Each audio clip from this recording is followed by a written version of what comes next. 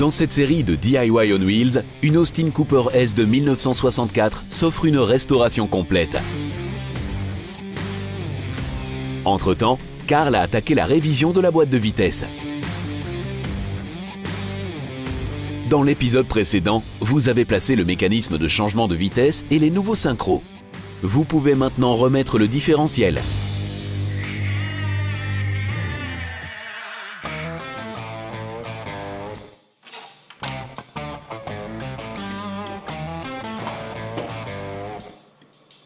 Là, je commence par monter les roulements du différentiel. Puis le différentiel vient ici. Et cela nécessite de nouveaux roulements. Prenons-les.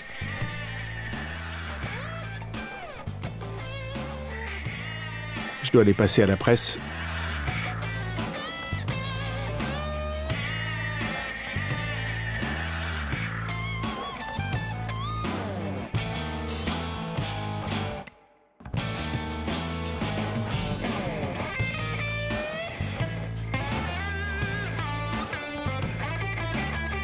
Voilà. Je le laisse à sa place pour le moment.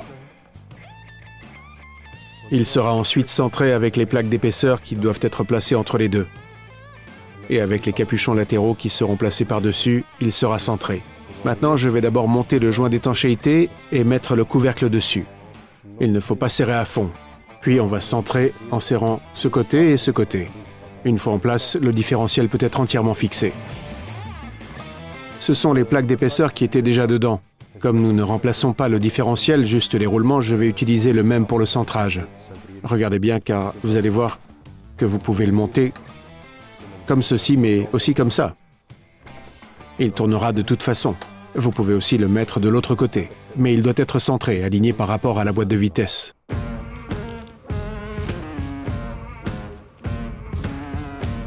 Pour ces deux joints, j'applique d'abord un joint d'étanchéité liquide. C'est surtout pour qu'il reste bien en place lors de l'assemblage du couvercle par la suite.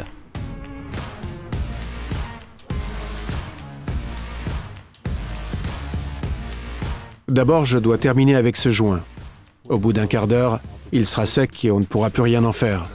Alors, il ne faut surtout pas perdre de temps.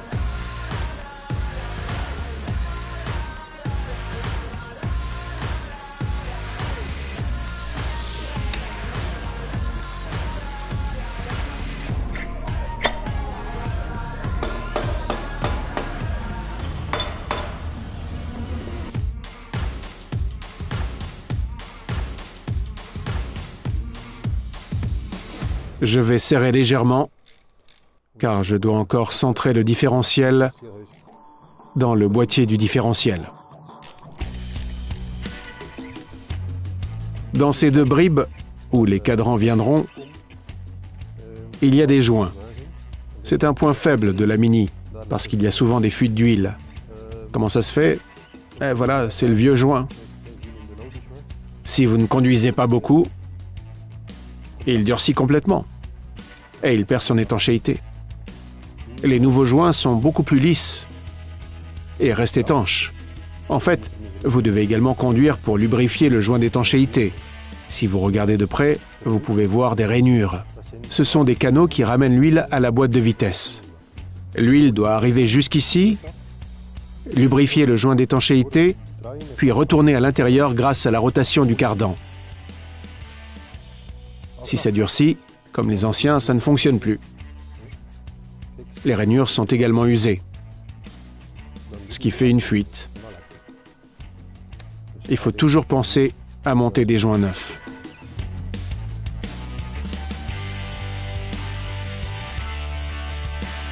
Maintenant, je vais mettre les rondelles en place avec un peu de graisse.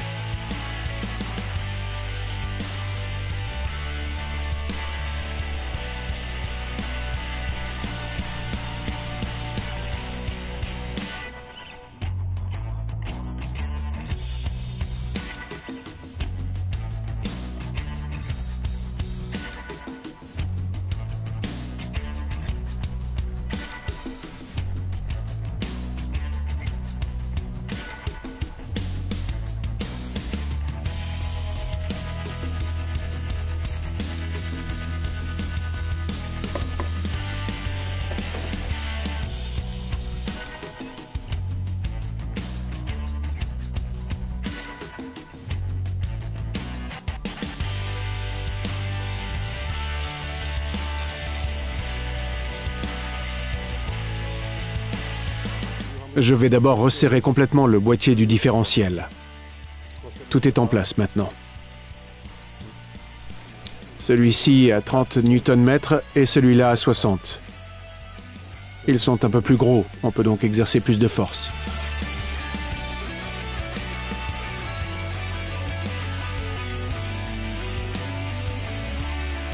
Voilà. Puis le reste à 30.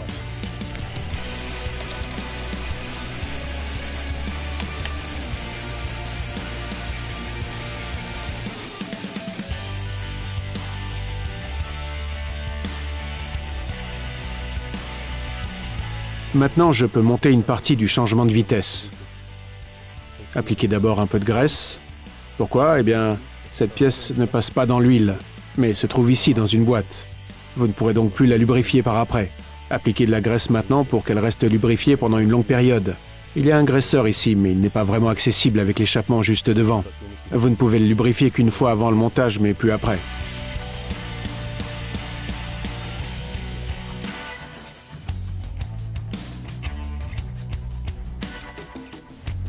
Il est raccordé à un système qui entre ici et sort là. Je vais l'assembler maintenant.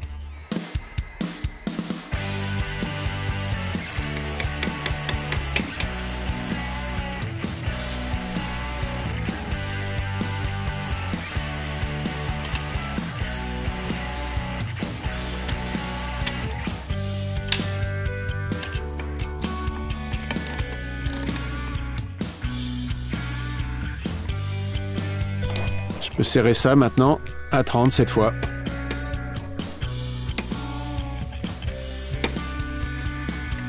Ici, on voit comment ça fonctionne. Marche arrière, 3e et 4e vitesse, 1re et 2e.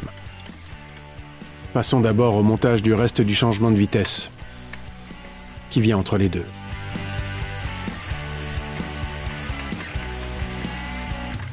Maintenant, on monte la mécanique au-dessus.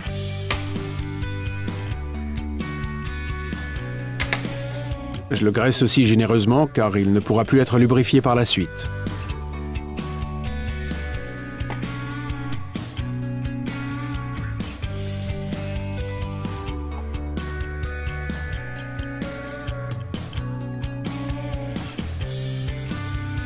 Il faut quand même bien frotter l'excédent.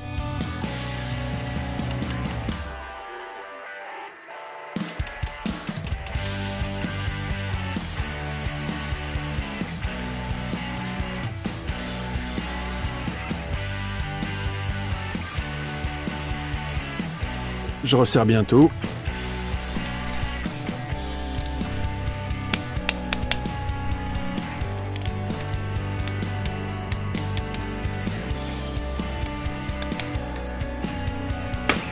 Maintenant, je peux monter le couvercle latéral, encore une fois avec un joint d'étanchéité. On y trouve le mécanisme du compteur de kilomètres et de l'indicateur de vitesse qui est le même câble.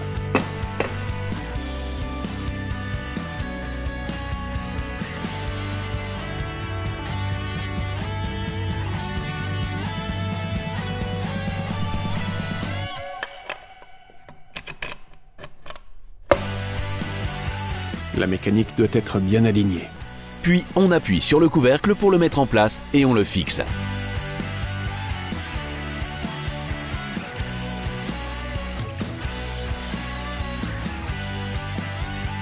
Maintenant, je dois aussi installer les deux billes qui maintiennent le changement de vitesse en place. De cette façon, il reste enclenché sans sauter. Pour ça, je dois incliner la boîte de vitesse. Je laisse d'abord couler un peu d'huile.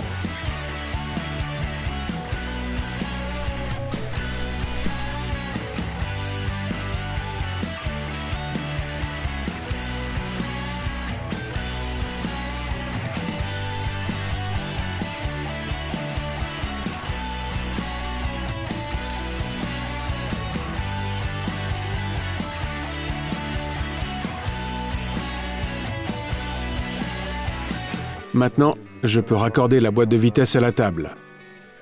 Comme ça, je peux terminer de monter le reste avant de remettre le moteur.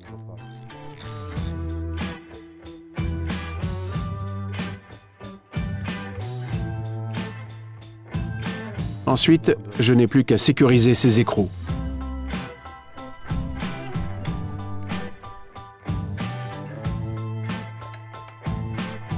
Puis, bien lubrifier le tout. Ça évite surtout l'oxydation, car il faudra un certain temps avant que le moteur soit vraiment prêt et que tout soit remis dedans.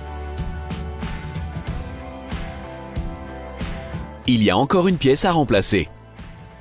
Et maintenant, c'est le roulement à aiguille du pignon que je vais remplacer. Je ne l'avais pas encore fait car j'en cherchais un nouveau. Je ne pouvais pas non plus prendre le risque de l'enlever et de le casser, sans être sûr d'en trouver un nouveau. Et il fonctionne encore, mais je vais quand même le remplacer. Entre-temps, j'ai reçu le nouveau.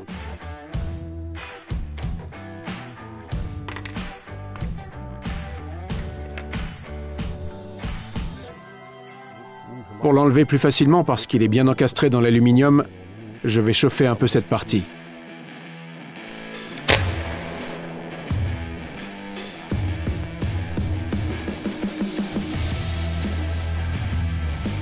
En chauffant, l'aluminium se dilate un peu. Cela facilite le démontage du roulement. Avec un extracteur de roulement, cela peut être fait rapidement et sans dommage.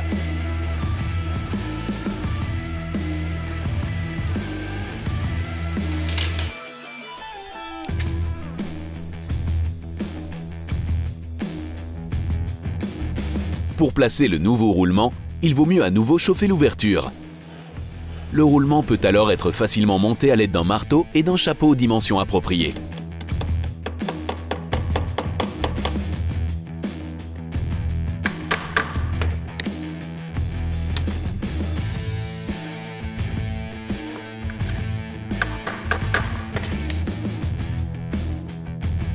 Remettez ensuite le circlip en place pour qu'il ne bouge plus. Il est muni d'un relief pour venir s'insérer facilement dans la rainure. Autour du pignon maintenant. Et là, je vais replacer le couvercle pour un bref moment afin de déterminer la distance qui les sépare. Il ne faut pas oublier de mettre le bon joint avec, car il a une certaine épaisseur à prendre en compte.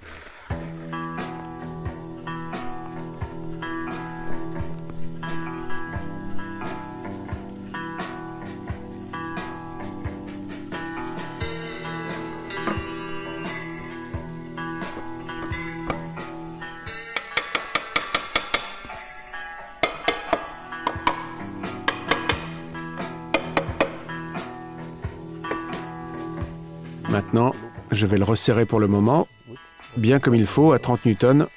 Et là, je vois tout de suite si le jeu est correct.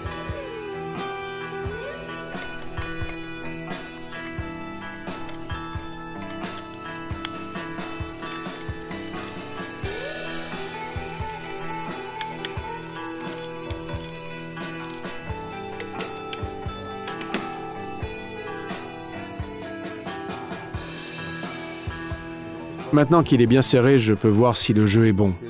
Il faut compter entre 0,10 et 0,15 mm. Voilà, 0,10 et ça se glisse déjà facilement entre les deux. J'essaie avec 0,30. À 0,30, ça passe très bien aussi, mais avec un peu trop de jeu. Ce n'est pas la bonne épaisseur d'anneau. Vous pouvez voir qu'il fait des va-et-vient. On entendait le bruit lors de l'essai de la Mini. Je dois donc le remplacer. Je commence par mesurer, puis j'en choisis un autre. J'en ai plein ici pour changer.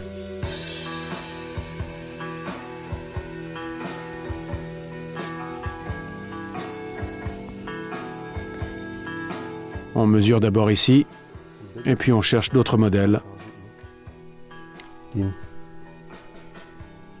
Des modèles moins épais, de quelques dixièmes que celui-ci. Celui-là devrait faire l'affaire.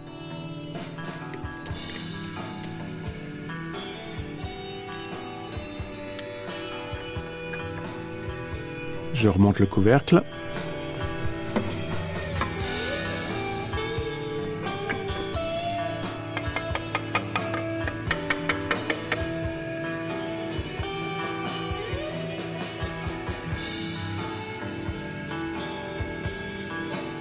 Je mesure à nouveau 0,15 mm.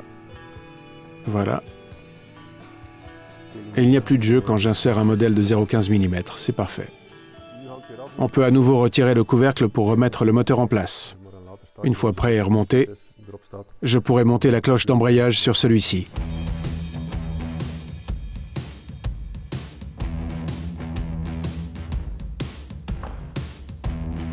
La boîte de vitesse est prête.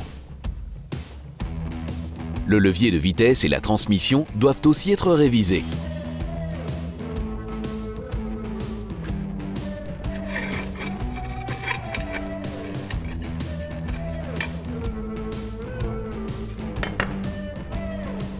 Voyons ce qu'on a ici. Une vis, un anneau d'arrêt, pas de cette pièce, mais il y en a quand même. Je vais d'abord tout nettoyer et bien dégraisser.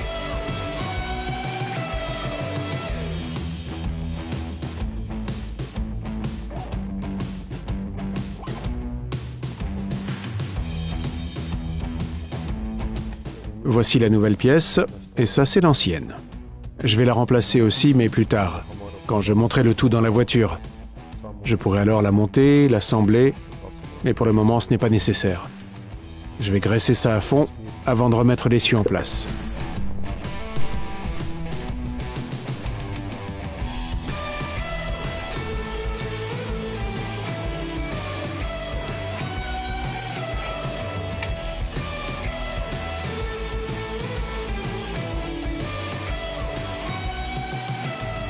Il ne faut pas longtemps pour que la transmission soit complètement terminée. Pour l'instant, Karl l'assemble sur la boîte de vitesse pour tester le mécanisme de changement de vitesse et les rapports un par un. Maintenant, je peux tester la boîte de vitesse pour voir si toutes les vitesses passent de la plus petite à la plus grande et dans l'autre sens, sans oublier la marche arrière. La commande est ici. C'est ici que se trouve le premier point d'articulation. Là, le deuxième. Dedans, ceci contrôle la partie supérieure ici. Voici un autre point charnière. Et cela va jusqu'au sélecteur dans la boîte de vitesse. Là, je passe la première vitesse, donc juste à gauche, et voilà la première. On voit que celui-ci est déjà en mouvement et se prépare dans le sélecteur de la première vitesse. Voilà, c'est la première vitesse. Maintenant, il tourne en première. Passons maintenant à la deuxième. Ici, c'est la deuxième vitesse. On repasse au point mort, puis en troisième. Quatrième. Toutes les vitesses passent. Troisième. Deuxième. Première. Et la marche arrière. Voilà, marche arrière. Maintenant que toutes les vitesses fonctionnent, Karl peut continuer à remonter le moteur. Ne manquez pas la suite dans les prochains épisodes de DIY on Wheels.